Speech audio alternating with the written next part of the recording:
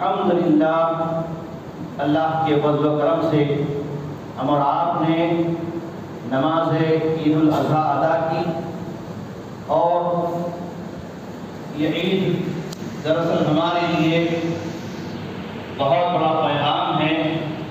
اللہ تعالیٰ نے مسلمانوں کے لیے سال میں صرف 2 عیدیں مقرر کی ہے، تیسری کوئی عید نہیں ہے۔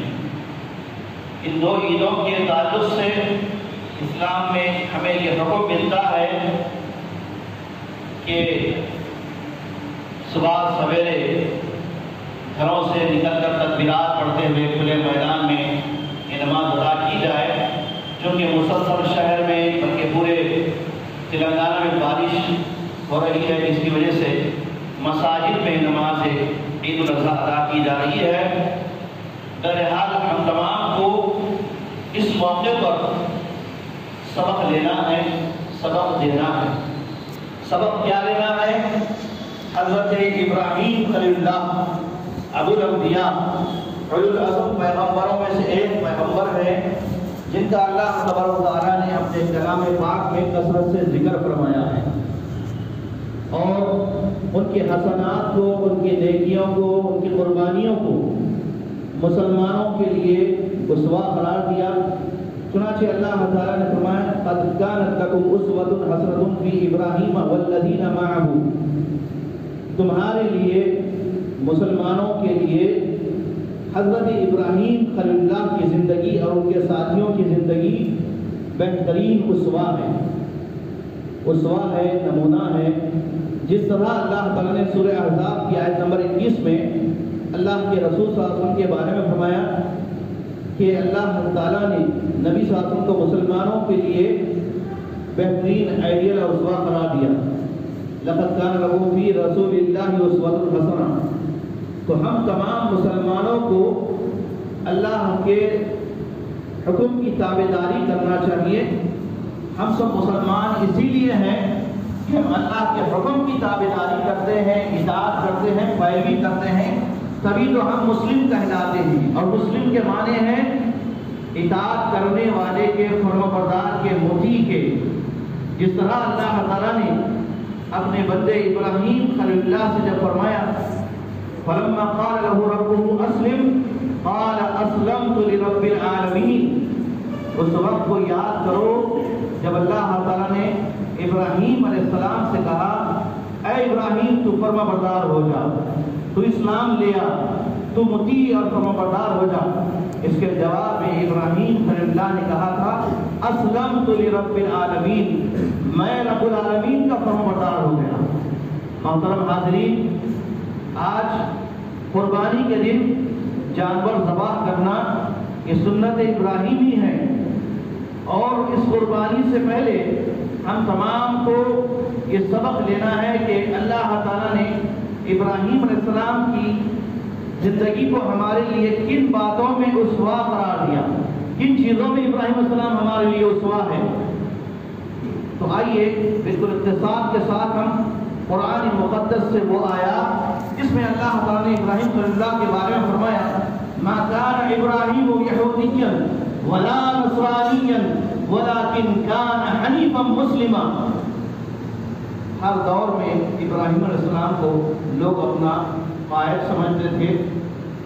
یہودی قوم بھی اپنے آپ کو ابراہیم علیہ السلام سے جوڑتے ہوئے کہتی تھی کہ ابراہیم یہودی ہے، اور عیسائی کرسچن کہتے تھے کہ نہیں بلکہ ابراہیم علیہ السلام عیسائی ہے۔ تو اللہ تعالیٰ نے اس کے جواب میں فرمایا ما كان ابراہیم یہودیا ولا نصرانیا ولكن كان حنیفا مسلما۔ ابراہیم نہ یہودی تھے نہ نصرانی تھے، بلکہ وہ حنیف تھے اور مسلم تھے۔ حنیف ہونا ابراہیم علیہ السلام کی صفت ہے، مسلم ہونا ابراہیم علیہ السلام کی صفت ہے۔ تو حنیف کسے کہیں گے؟ انی وجہت وجہی للذی فطر السماوات والارض حنیفا وما انا من المشرکین۔ اس وقت کو یاد کرو جب ابراہیم علیہ السلام بھی چھوٹے تھے، ماحول معاشرے کو دیکھا، فطرت کے خلاف پایا، اور لوگوں سے کہنے لگا اے لوگوں یہ کیا تم اللہ کو چھوڑ کر رب العالمین کو چھوڑ کر چاند سورج ستاروں کی پرستش کرتے ہو؟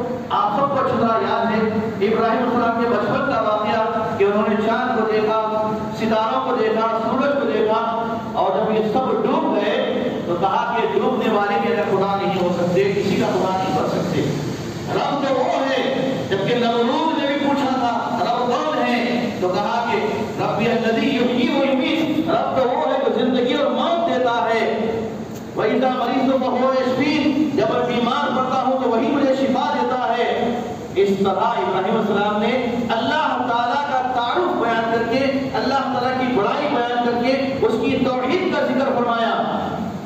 اور توحید ہی اصل ہے سارے نبیوں کی، جتنے انبیاء اللہ تعالیٰ نے بھیجے ہیں سارے نبیوں کی دعوت کا خلاصہ دو باتوں میں ہے، ان اعبدوا اللہ واجتنبوا الطاغوت، اے لوگوں تم ایک ہی اللہ کی عبادت کرو اور طاغوت سے بچو۔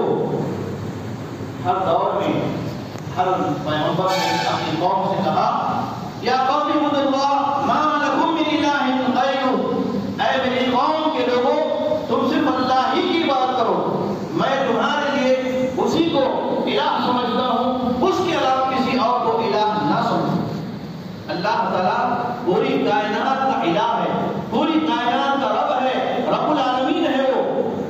تو یہ ابراہیم خلیل اللہ نے سب سے پہلے توحید کی دعوت پیش کر کے فطرت کے طریقے کو اپنایا تھا، فطرت کو اپنایا تھا۔ اور فطرت کیا ہے؟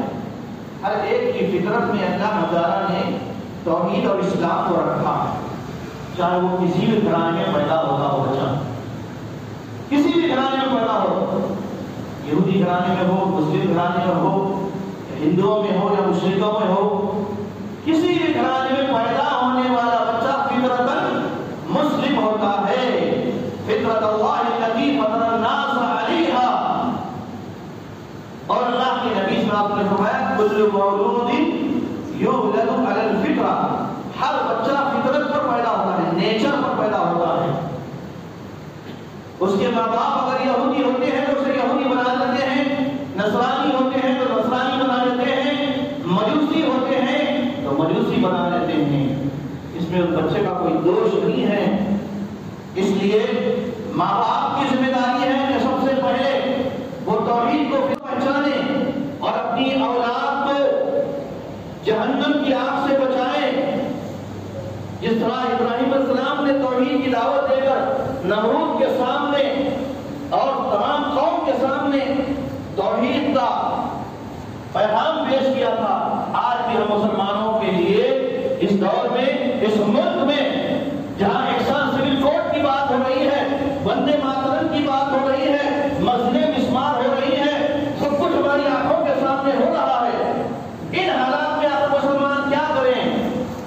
تو میں آپ کی توجہ حضرت ابراہیم السلام کے طرف مبذول کراتا ہوں کہ یہ دور اپنے ابراہیم کی تلاش میں ہے، یہ دور اپنے ابراہیم کی تلاش میں ہے۔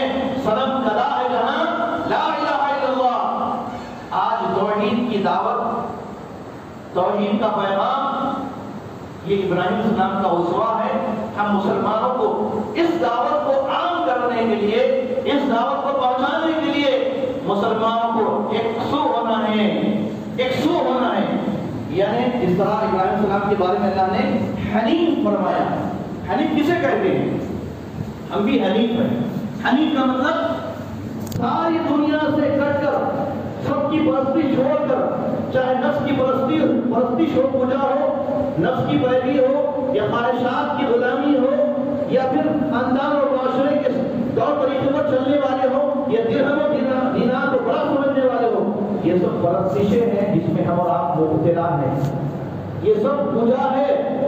ہم غیر عقلی طور پر، غیر شعوری طور پر یا تو مال کے پیچھے پڑے ہوئے ہیں، مال کے پجاری بن گئے ہیں، یا زر کے یا زن کے زمین کے، ان پرستشوں کے پیچھے پڑ کر اصل جو پرستش ہے، اصل جو ہم سب کو کرنا ہے، جس کی خاطر اللہ تعالیٰ نے ہم سب کو پیدا کیا ہے، الذی فطر السماوات والارض حنیفا، ہم دعویٰ تو کرتے ہیں۔ اور میں سمجھتا ہوں کہ مسلمان نمازوں سے پہلے اپنی نیت کی اصلاح کرتے ہوئے انی وجہت وجہیہ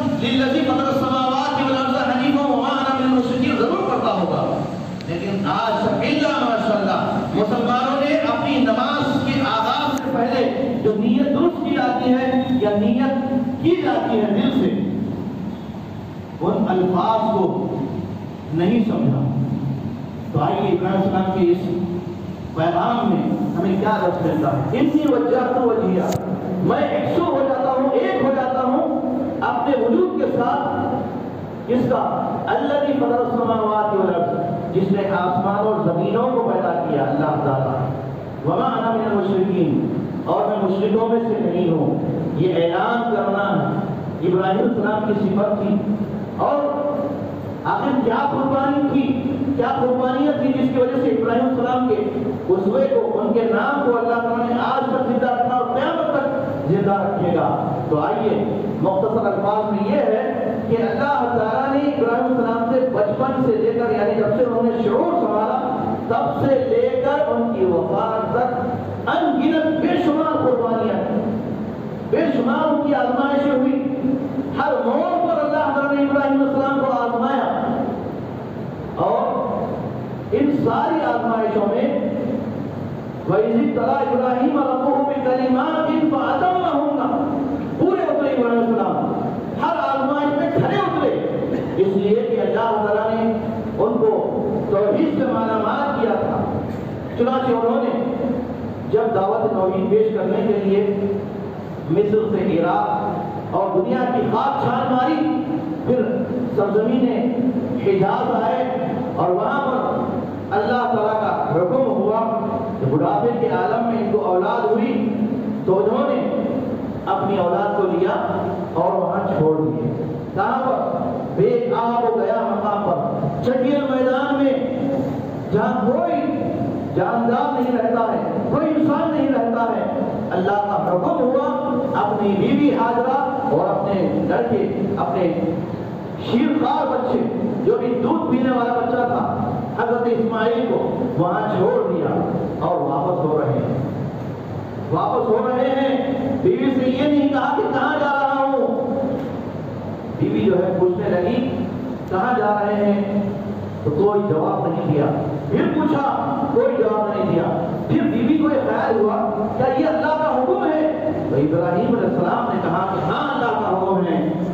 تو تب حضرت حاجرہ ایمان والی خاتون کیسی ہوتی ہے، کہا کہ فَلَنْ يُضِيعَنَا اللَّهُ، اللہ تعالیٰ ہم کو ضائع نہیں کرے گا، بے یار ورگا نہیں چھوڑے گا، ہمیں یقین ہے آپ جائیے۔ چنانچہ ابراہیم السلام وہاں سے نکل پڑے، اور پھر وہ سارا منظر آپ کو یاد ہوگا جب کہ بچہ بلبلا رہا تھا، تڑپ رہا تھا، کوئی کھانے پینے کی چیز موجود نہیں تھی، سب ختم ہو گیا تھا، جو کچھ پانی کھجور تھے سب ختم ہو گئے۔ تو بچہ جو ہے بھوک اور پیاس کی شدت سے تڑپ رہا ہے، ماں کو یہ بچے کی طرف دیکھی نہیں گئی، ماں دوڑ رہی ہے صفا سے مروہ تک، مروہ سے صفا تک۔ کیوں دوڑ رہی ہے؟ کہ کوئی مسافر گزرے اور اسے پانی لے کر بچے کو پلا دے، لیکن کوئی نہیں رہا وہاں صرف اللہ تعالیٰ نے اللہ کی اس بندی کی آواز سنی، اس کی پکار، اس کی دعا کو سنی، اس کے دل کی آواز کو سنی اور ماں کی ممتا کو سنی۔ اور اس وقت وہاں پر اللہ کی طرف سے فرشتے جبرائیل نازل ہوئے اور وہاں پر پانی نمودار ہوا، ایک چشمہ اوپر پڑا جو زمزم کہلایا۔ پھر ماں نے پیا، بچے کو پلایا۔ اس کے بعد ایک اور منظر، یقیناً یہ ایمان اور قبول منظر ہے۔ آج ضرورت اس بات کی کہ اولاد کی تربیت کے لیے مائیں جو بے چین ہو جائیں، ماں جو ہے فکر مند ہو جائیں۔ کیسی تربیت کی تھی؟ جب یہ بڑے ہو گئے، چلنے پھرنے کے لائق ہو گئے، فلما بلغ معه السعي، جب ابراہیم السلام نے دیکھا کہ اپنے بیٹے کو ساتھ لے کر وہ چل رہے ہیں، تو بیٹے سے کہا کہ یا اے میرے بیٹے، میں تجھے انی ارا فی المنام انی اذبحک فانظر ماذا تری، میں تجھے خواب میں ذبح کرتا ہوا دیکھتا ہوں، تیری رائے کیا ہے؟ بیٹے کو لے جا کر ذبح نہیں کر دیا انہوں نے، بیٹے سے رائے پوچھی، مشورہ لیا۔ آخر بیٹا بھی تھا تو کیسا تھا، کیسا فرمانبردار تھا، کیسی اولاد تھی وہ جو کہنے لگی یا ابت افعل ما تؤمر ستجدنی انشاءاللہ من الصابرین۔ اے ابا جان، اللہ نے جو آپ کو حکم دیا ہے اس میں دیر کس بات کی، کر گزریے، انشاءاللہ آپ مجھے صبر کرنے والا پائیں گے۔ بیٹا ہو تو ایسا ہو، اور باپ ہو تو ایسا ہو، اور بیوی ہو، ماں ہو تو ایسی ہو یہ ایسا گھرانہ تھا جن کو آج ہم نے فراموش کر دیا. صرف ہم کو کیا یاد رہا؟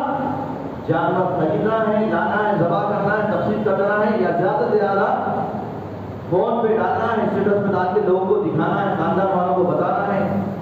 تقریباً لوگ ایسے ہی کرتے ہیں، سمجھتے ہیں کہ یہ جب تک ہم لوگوں کو بتائیں گے نہیں ہم کو خوشی نہیں ہوگی.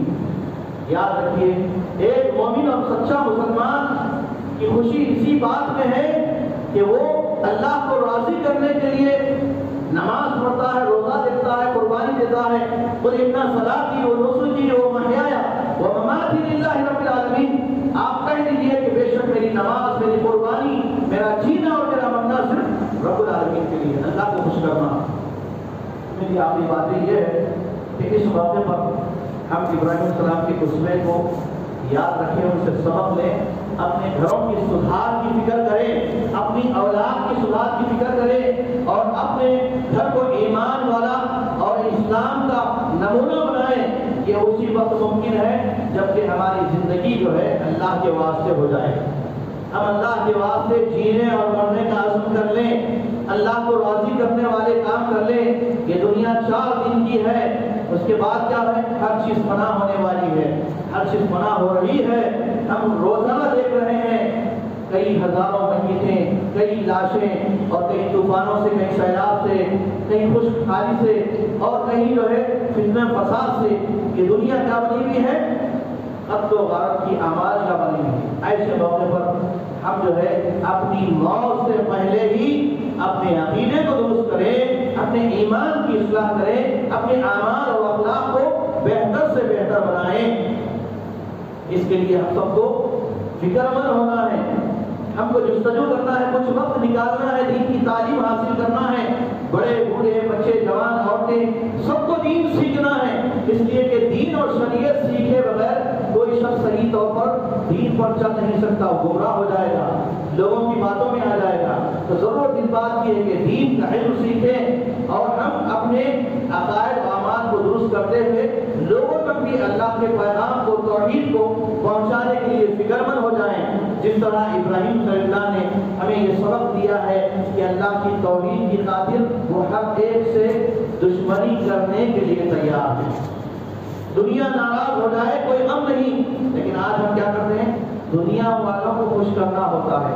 شادی کا موقع ہے، ناچ گانا باجے ہو رہے ہیں، کیوں؟ اس لیے کہ اگر نہیں کروں گا تو دوست ناراض ہو جائے گا، جوڑے کی رقم جہیز کی رقم نہیں دوں گا تو نانیمہ ناراض ہو جائیں گے. تو اس لیے ہم خاندان کو اپنا خدا بنا بیٹھے ہیں، معاشرے کو ہم نے اپنا خدا بنا لیا ہے. اگر واقعی ہم اللہ تعالیٰ کو اپنا الہ بنا دے، اللہ کو اپنا رب بنا دے، تو آج یہ معاشرے کی حالت نہیں ہوتی، مسلمانوں کی حالت نہیں ہوتی. ضرورت اس بات کی ہے کہ ہم اللہ کے رسول صلی اللہ علیہ وسلم کے پیغام کو، نبی صلی اللہ علیہ وسلم نے جہاں امت کو سبق دیا کہ امت جو ہے دعوت توحید کے لیے فکر مند ہو جائے. نبی صلی اللہ علیہ وسلم نے خود مکہ مکرمہ میں 13 سال اور مدینہ منورہ میں 10 سال، جملہ 23 سال توحید کی دعوت پیش کر کے، اسلام کے پیغام کو عام کر کے اپنی ذمہ داری سے سبکدوش ہوئے. ہم سب مسلمانوں پر بھی، ہمارے کندھوں پر بھی یہ ذمہ داری ہے. اللہ تعالیٰ نے ہم کو یہ ذمہ داری عائد کی ہے، لیکن ہم غفلت میں ہیں. ہم یہ سمجھتے ہیں ذمہ داری صرف عالموں کی ہے. نہیں، کنتم خیر امت اخرجت للناس، تم بہترین امت ہو کہ اللہ تعالیٰ نے تم سب کو اسی لیے پیدا کیا، تأمرون بالمعروف وتنہون عن المنکر، کہ تم لوگوں میں توحید کو عام کرو، معروف کا حکم دو، منکرات سے، برائیوں سے روکو. آج معاشرہ جو ہے برائیوں کی لپیٹ میں ہے. ہمارے نوجوان سوشل میڈیا کے دیوانے ہیں، ہماری لڑکیاں جو ہے گھر سے بے پردہ ہیں، یا تو وہ جو ہے دین کی تعلیم نہ ہونے کی وجہ سے غیر مسلموں سے، کافروں سے شادیاں رچا رہی ہیں، یا پھر ہمارے معاشرے میں ماں باپ کا یا بڑوں کا اثر نہیں ہے، ان کی تربیت نہ ہونے کے نتیجے میں معاشرے میں نوجوانوں کی بے حیائی ہے. ان نوجوانوں کو روکنا ہوگا، ان نوجوانوں کی صحیح تربیت کرنا ہوگا، ان کو اسماعیل جیسا بنانا ہوگا، ان کو ابراہیم جیسے باپ بننا ہوگا، ان کو حاجرہ جیسی ماں بننا ہوگا. یہ اسی وقت ممکن ہے جب ہمارے اندر تھوڑا سا احساس پیدا ہو جائے کہ دنیا جو ہے فانی ہے اور آخرت دائمی اور باقی ہے. والآخرۃ خیر و ابقیٰ، اس لیے آخرت کی ہم فکر کریں. آخرت کے لیے فکر مند ہو جائیں. اور آج کے دن قربانی کے دن جہاں مستحق حضرات جو قربانیاں دے رہے ہیں وہ قربانیوں میں غرباء مسکین کو بھی یاد کریں, ان کو بھی جو ہے اس کا حصہ دیں. لوگ جو ہے صرف اپنے لیے جمع کر کے رکھتے تھے. تو آج ضرورت اس بات کی ہے کہ اپنے مال کو, اپنے پیسے کو اور اپنی قربانیوں کو اوروں کے لیے بھی دیں, تاکہ جو ہے غرباء بھی ہماری اس عید میں, اس خوشی میں شریک ہو.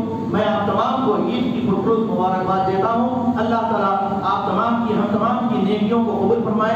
تقبل اللہ منا ومنکم, تقبل اللہ منا ومنکم. اللہ تعالیٰ ہمارے اور آپ کی نیکیوں کو قبول فرمائے.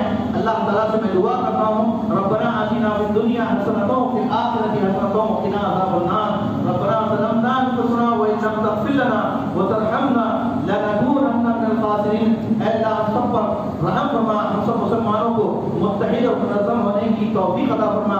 ہماری عبادتوں کو قبول فرما, ہماری قربانیوں کو قبول فرما. جو حج کو گئے ہیں اللہ تعالیٰ ان کے حج کو قبول فرما, اور ہم سب کو بھی حج کی سعادت نصیب فرما. اے اللہ ہم کو ابراہیم علیہ السلام کے اسوے پر چلنے والا بنا دے, اسماعیل جیسا بنا دے, حضرت حاجرہ جیسا ہماری ماں اور بہنوں کو بنا دے. ہم سب کو حضرت محمد صلی اللہ علیہ وسلم کے اسوے اور طریقے پر چلنے والا بنا دے. ہم سب کو اللہ تعالیٰ ہماری نیکیوں کو قبول فرما. ہم میں جو پریشان حال ہے ان کی پریشانی کو دور فرما دے. جو ہم میں بے کس و لاچار ہے ان کی بے کسی کو دور کر دے. جو قرضدار ہے ان کے قرضوں کے بوجھوں کو ہلکا کر دے. جو تجھ سے دور ہیں, جو تیری عبادت سے دور ہیں, انہیں تیری عبادت کرنے والا بنا دے. نبی کے طریقے پر چلنے والا بنا دے, صحابہ کرام کے طریقے پر چلنے والا بنا دے, امہات المومنین کے نقش قدم پر چلنے والا ہماری ماں اور بہنوں کو بنا دے. ایسا جب تک ہمیں رکھے, ایمان پر قائم و دائم رکھے. جب موت آئے تو حق پر آئے, ایمان پر آئے, لا الہ الا اللہ محمد رسول اللہ ہمارا کلمہ ہو. اللہ تعالیٰ ہم سب کی دنیا اور آخرت بہتر بنا دے. قبر کے عذاب سے بچا, میدان محشر کے سوال جواب سے بچا. اے اللہ تو صراط کا راستہ آسان کر دے. اے اللہ تو ہماری مغفرت فرما دے. جو ہمارے ماں باپ, ہمارے مرحومین انتقال کر گئے, ان کی مغفرت فرما. جو بیمار ہیں ان کو شفائے عاجلہ کاملہ عطا فرما. اے اللہ تو ہم سب کو دین اور دین پر چلنے والا بنا, اور دین کی فکر کرنے والا بنا, اور آخرت کی فکر کرنے والا بنا. آمین. وآخر دعوانا ان الحمد للہ رب العالمین. سبحان ربک رب العزة عما یصفون وسلام علی المرسلین. السلام علیکم ورحمۃ اللہ وبرکاتہ.